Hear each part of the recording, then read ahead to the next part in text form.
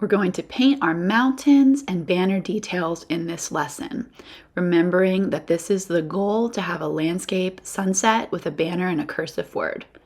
We've already done our sunset. We did that as a wet on wet technique. Today we're going to be using dry paper, but make sure you give yourself fresh water and brushes that are clean. We're going to mix up our colors. So get your paints ready. And I have some colors in a little palette, and I'm checking out my picture to try to match it up. I want to get similar colors for the different mountain layers. And the other important step is to draw very lightly with the lightest touch you can. You just want to see if you can lightly layer in the mountains. There's several layers, and it will help you make sure that you use your space well.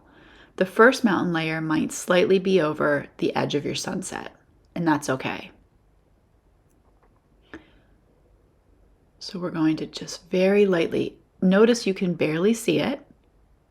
I'm going to fast forward so you don't have to watch me draw so slowly, but look carefully at how light my pencil lines are. We don't want to be able to see it through the watercolor. We will paint the furthest mountains away from us first.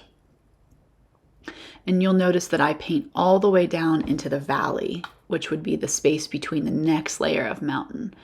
I want to use a brush that has a nice point because I want to be able to get into all those little pointed areas and valleys in the distance.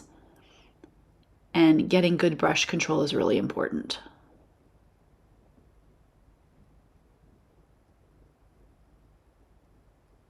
And then I can sort of pull the color down a little more easily. I'm starting though, I start with that line. I want my paint sort of heaviest on that line to hide the pencil, and then sort of slowly pull it away so that the paint can be thinner below the line. That's okay.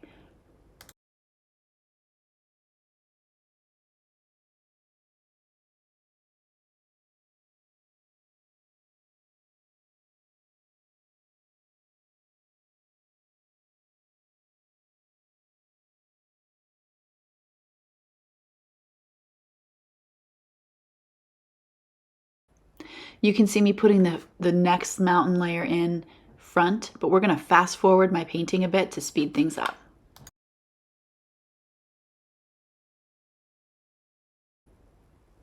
You can see that I have a really far mountain that's light blue in the very, very distance. And now I'm working on sort of a middle ground mountain. It's also still a background mountain. Watch how I edge the mountain in front of it with my paintbrush and fill in all the color. It's okay to have a little texture there because we'll add to it. And then you're going to go ahead and paint the middle ground mountains that are even in front of that one. So that's coming up next. You'll have your color already mixed up, and we're going to do the same thing. You're going to carefully edge the top edge, making sure you have a nice bead of paint on your brush as you let it flow down through those mountainous shapes that you drew in with your pencil.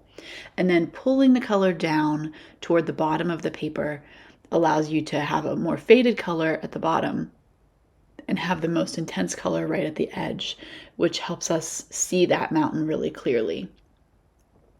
Having a little bit of texture in that bottom area is fine because in our next layer, we will be adding a little bit of texture anyway. Just consider this like a base coat color. It's okay if it's not perfectly filled in the way you'd like because we're going to revisit it once it dries. We're going to go ahead and fast forward one more time. You'll see me doing my edging and my fading down of color once more.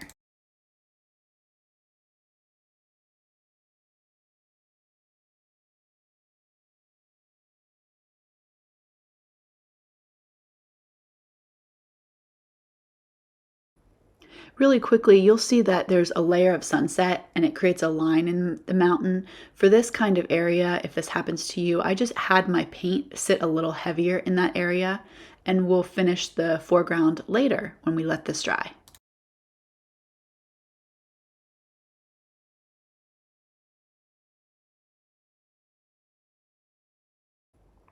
All right, we're going to use our watercolor colored pencils to do our banner details, and you might have added some pencil lines under that base coat, But even if not, we're going to just gently add in a layer that shows where the edge of the fabric would have maybe folded or billowed in the air as it was waving.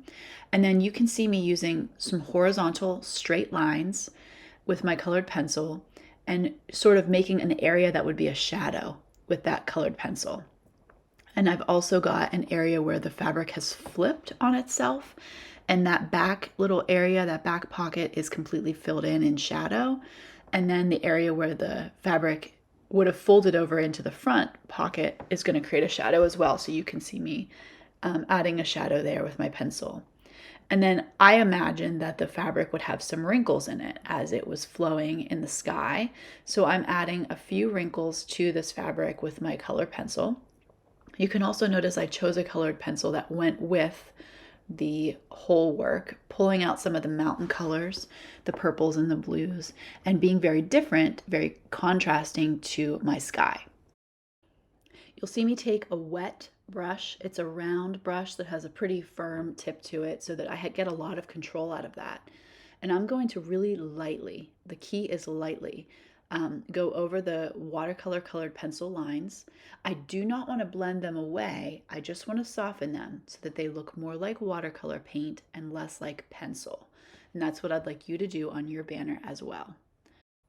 And be sure not to leave any tide marks where it will dry and you would see a line.